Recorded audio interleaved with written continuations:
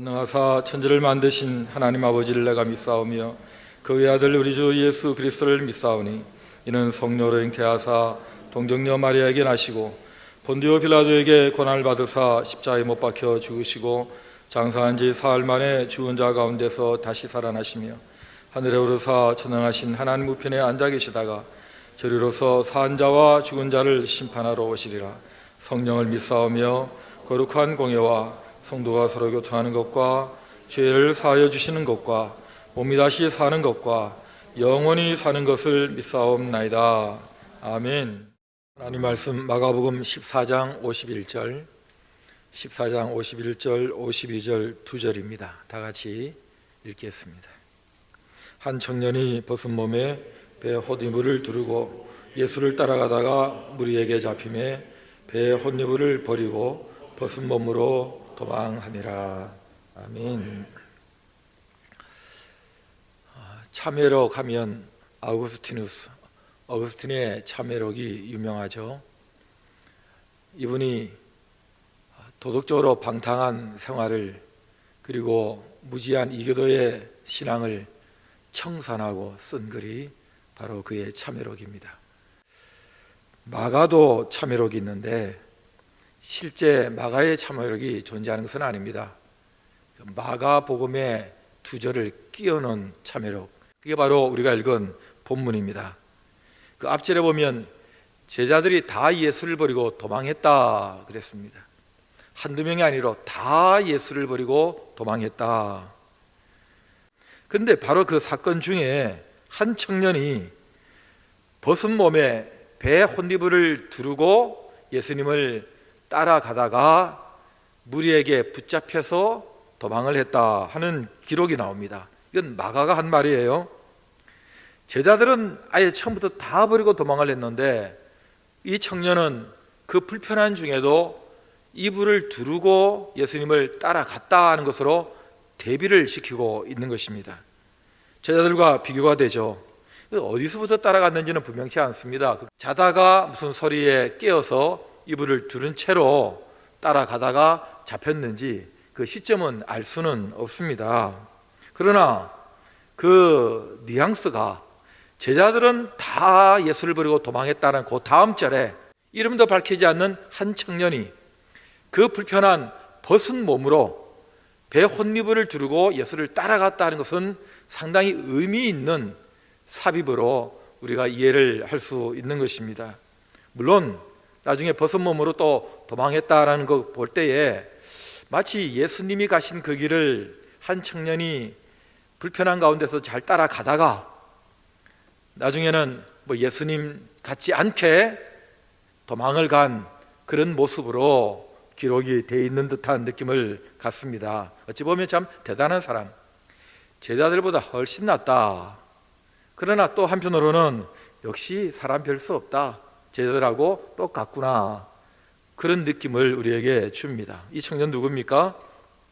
모르죠. 누군지 성경에 기록이 없으니까. 그러나 마가가 아닐까 하는 것입니다. 예수님을 소개하는 이 복음서에 자기 자신의 이름을 등장시키기가 아무래도 불편했겠죠. 마치 요한복음을 기록한 요한이 자기 이름을 노골적으로 등장시키지 못하고 예수의 사랑하시는 자라고 우회적으로 표현을 했던 것처럼 마가도 그런 식으로 표현하지 않았을까.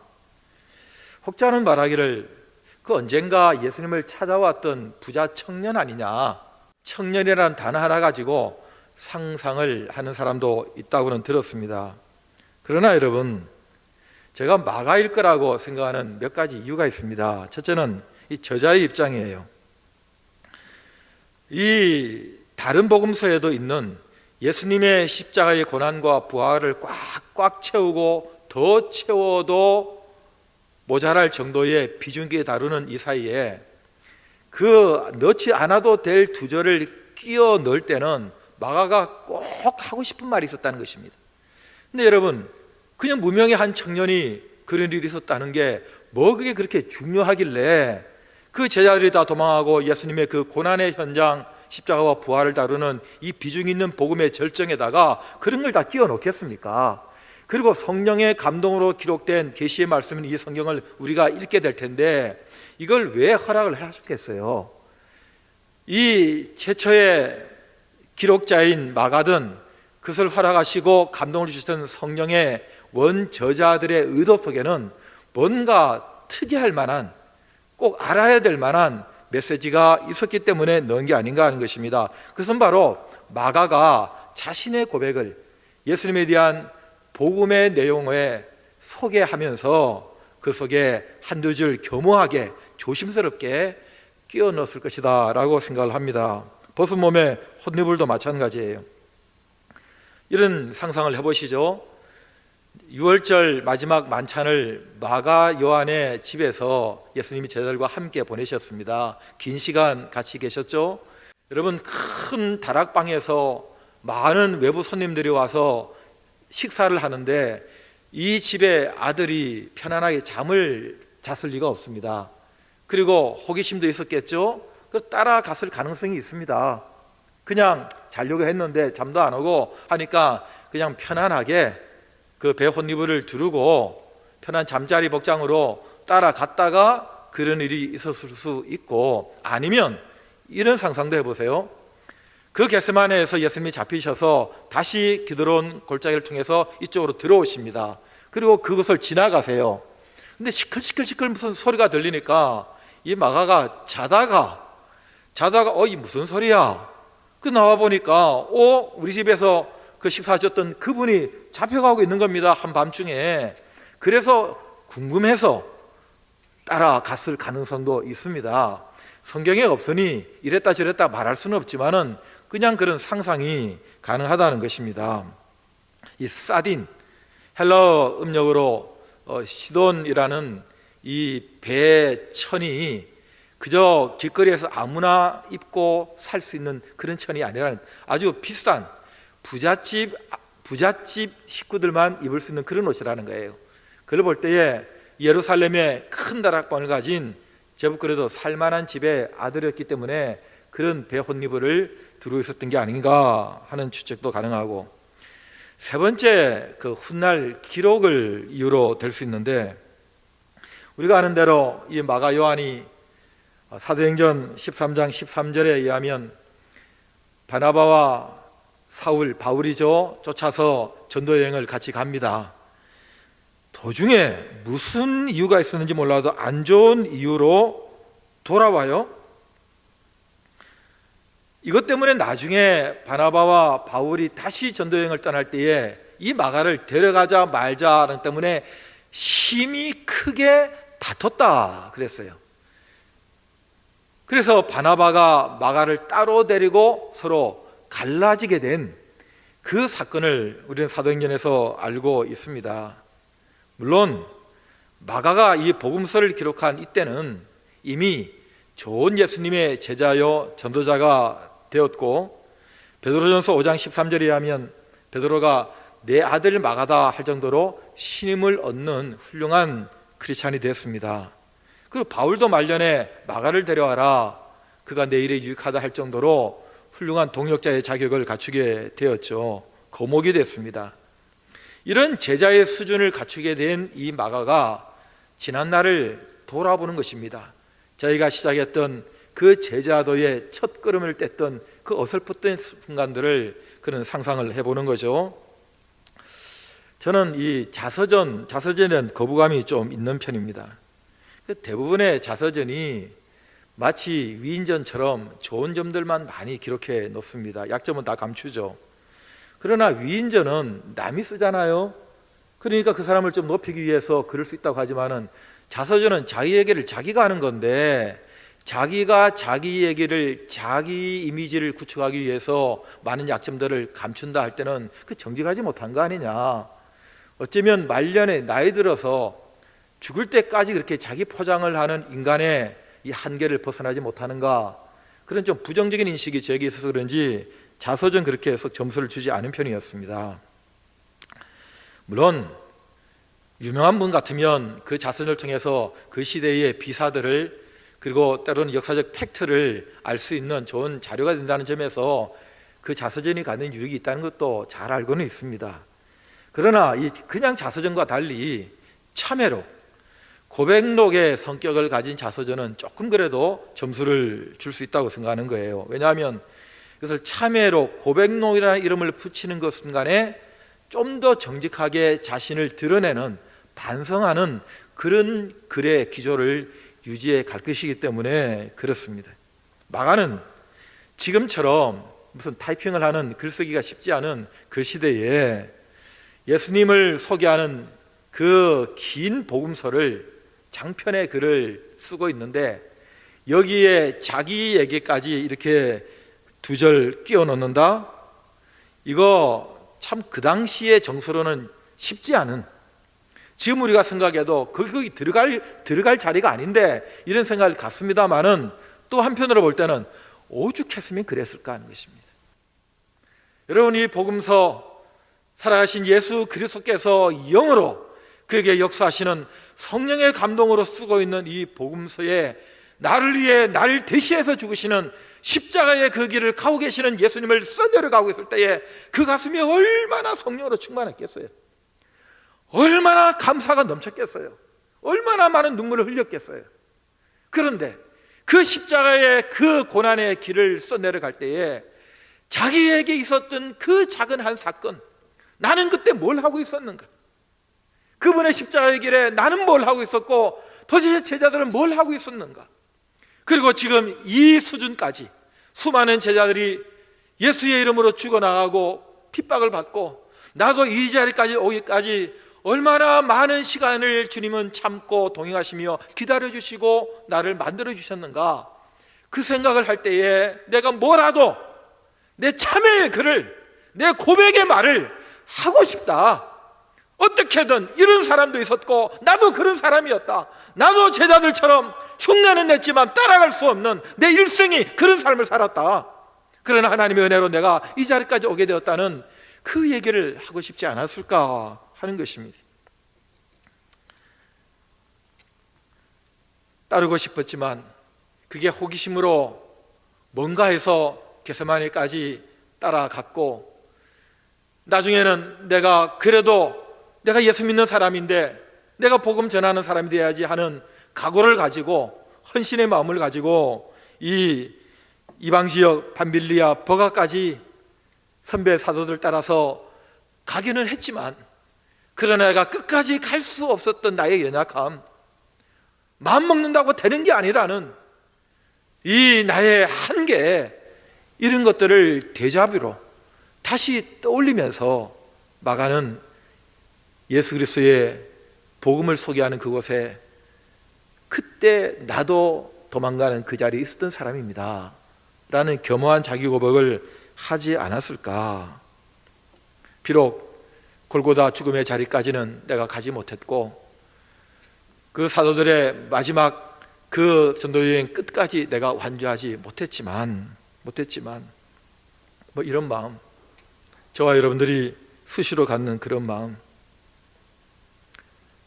결심했지만, 좋은 성도가 되겠다고 마음먹었지만, 내가 하나님의 사역자의 길을 가겠다고 결심했지만, 무슨 일이 있어도 끝까지 나는 제자답게 살겠다고 그 많은 눈물의 시간을 보내긴 했지만, 때로는 겁이 나서,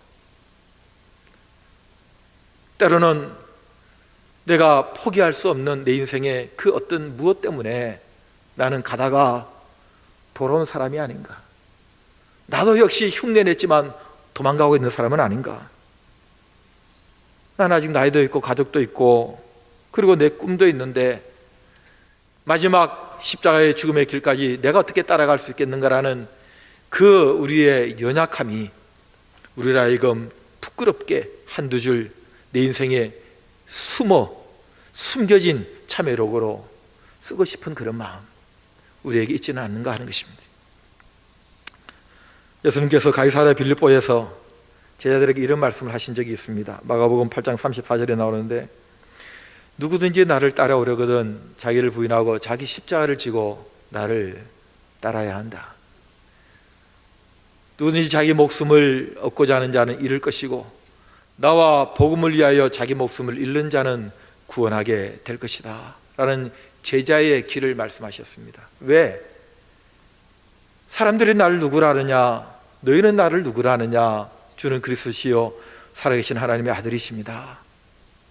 그렇게 고백할 때에 축복하며 좋아하셨던 우리 주님께서 내가 고난을 받고 죽임을 당하고 사흘 만에 살아날 거야 하고 조금 더 말씀하셨을 때에 무슨 소리를 하느냐고 항변을 하면서 그런 소리 입 밖에도 내지 말라고 하면서 큰 소리를 치고 충성 맹세까지 했던 그런 사람도 그 정도의 사람도 나 저 사람 모른다고 부인하고 다구는 소리에 통곡의 밤을 지나야 했던 바로 그 사람 베드로. 그 베드로도 똑같은 그의 데자뷰 옛날을 추억하면서 내 사랑하는 아들 마가 내 제자에게 그때의 얘기를 들려줬을 것입니다. 마가는 동일하게 그 선배의 길을 따르면서 저도 그렇습니다. 저도 그런 사람입니다. 무엇보다도 나 때문에 위대한 두 사도가 서로 갈라섰습니다. 여러분, 나 때문에 누가 싸웠다는 거예요? 단순하게 싸운 게 아니라 위대한 하나님의 사람들이, 그럴 수 없는 사람들이 나 때문에 싸웠다는 거예요. 나 때문에 갈라섰다는 거예요. 여러분, 그게 평생의 그의 아픔이고 그의 상처 아니겠습니까? 저는 목사로서도 얼마든지 이런 간증을 할 수 있습니다. 잘해보겠다고, 뭔가 해보겠다는 나 때문에 교회가, 그 누구가, 그럴 수 없는 사람들이 상처를 받고 갈라섰다. 이것만큼 내 평생에 죄책감을 가질 수 있는 그런 상처가 어디 있겠습니까? 그러나 한참이 지나고 구브로에 바나바를 따라 들어갔던, 그리고 그 이후에 침묵하는 이 성경의 기록은 마침내 복음 전사 마가복음을 기록한 마가의 당당한 모습으로 다시 등장시킵니다. 얼마나 힘들었을까? 얼마나 피땀 흘린 훈련을 했을까? 얼마나 많은 시간을 또 다지고 하면서 그는 마침내 이런 위대한 믿음의 사람으로 다시 일어서게 됐을까? 우리의 거룩한 상상력은 마가의 삶을 추적하고 싶습니다. 여러분, 이 마가가 말년에 이집트 알렉산드리아에서 복음을 전하고 교회를 섬기는 중에 그 영향력을 무서워했던 이교도들의 침입에 의해서 체포됩니다. 그리고 목에 밧줄이 걸려가지고 짐승처럼 길바닥을 끌려다녔습니다. 그리고는 그 일로 인해서 그는 세상을 떠나게 되는데, 여러분, 목에 밧줄이 끌려서 마침내 죽임을 당하는 그 장면, 그리고 마침내 죽은 후에도 그 시신을 그냥 둬서는 안 된다고 화형을 시켜야 된다고 불에 확 태워버렸습니다. 근데 알려진 바에 의하면 그 시신에 불이 붙었는데 갑자기 하늘에서 폭우가 쏟아져 가지고 그 불이 붙지 못하도록 그 시신이 보존되도록 했고, 그 보존된 시신은 마치 이태리의 베네치아까지 운구돼서 그곳에 어느 기념 성당에 지금 안장되어 있다. 뭐 사실인지 모르겠지만 어쨌든 그런 전성은 지금까지 남아있고 그곳에 사람들의 발걸음이 계속되고 있다고 듣고 있습니다. 물론 마가복음은 그렇게 죽임을 당하기 전에 쓰여진 복음서죠. 여러분, 참회록은 글로 씁니다. 그러나 그 글로 쓴 참회록은 삶으로 증명해야 합니다. 어거스틴의 참회록이 오늘날 우리에게 몇 번씩 읽혀지고 있는 중요한 포인트는 그가 그 참회록을 쓴 그 삶이, 그 청산한 삶이 그의 글을 증명하기 때문에 그렇습니다. 지금처럼 우리에게 자신을 뒤돌아보게 만드는 이런 때가 없었다고 생각합니다. 이것은 나 한 사람을 넘어서서 이 시대가, 하나님의 교회가, 우리 모두가 하나님 앞에서 다시 한번 우리 자신을 뒤돌아봐야 할 때입니다. 함께 모여서 예배도 드리지 못하는 이 어려운 때를 지나면서 우리는 깊이 내 자신을 향한 짧은 참회록을 한번 써봤으면 좋겠습니다. 또 쓰고 또 쓰다 보면 나아지지 않겠습니까? 좀 좋아지지 않겠습니까? 그리고 마침내 마가복음을 기록한 예수님을 당당하게 소개하는 좋은 마가의 수준으로 올라서지 않겠습니까? 이 예수 그리스도의 십자가와 부활의 복음의 절정 사이에 끼어넣은 부끄러운 한두 줄의 이 마가의 참회록이 저와 여러분들의 긴 생애 가운데서 예수님을 따르는 제자도에서 우리를 좀 더 좋은 제자로 만드는 끼어넣는 한두 줄의 우리의 삶의 몸부림이 될 수 있기를 우리 주 예수 그리스도 이름으로 축복합니다. 우리 다 같이 가슴에 두 손을 모으시고 마가처럼 겸손하게 하나님의 은혜로 이 자리까지 왔는데 그 십자가의 죽음의 부활의 그 자리까지 가려고 마음먹으나 갈 수 없는 연약한 우리를 다시 한번 돌아보고 갈 수 있게 만드시는 주님을 의지하는 내 인생의 참회록을 그때마다 제대로 써갈 수 있도록 성령님 도와주시옵소서. 우리 다 같이 그 기도하십시다.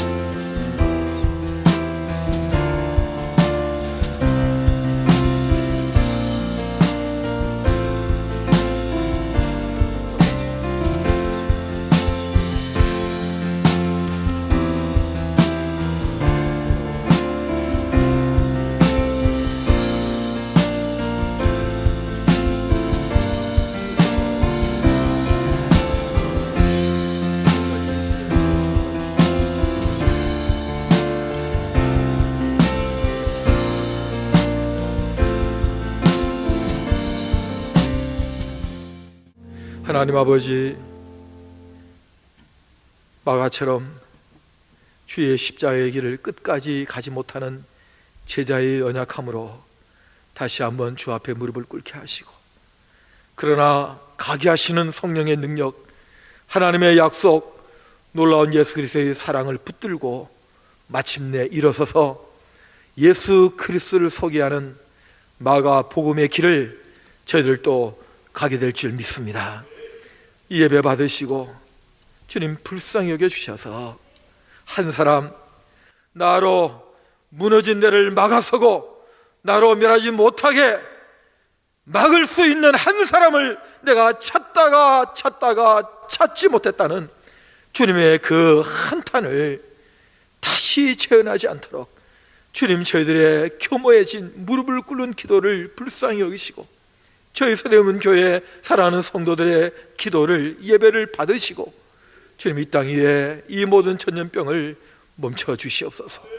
불쌍히 여겨 주시옵소서. 다시 일어서게 하시고 다시 교회가 하나님 앞에 겸손하게 무릎을 꿇게 하시고 다시 우리 한 사람 한 사람이 우리 하나님의 십자가에 그리고 부활의 복음을 붙들고 주의 은혜를 구하는 그 자리 우리 하나님께서 긍휼로 덮어 주시옵소서.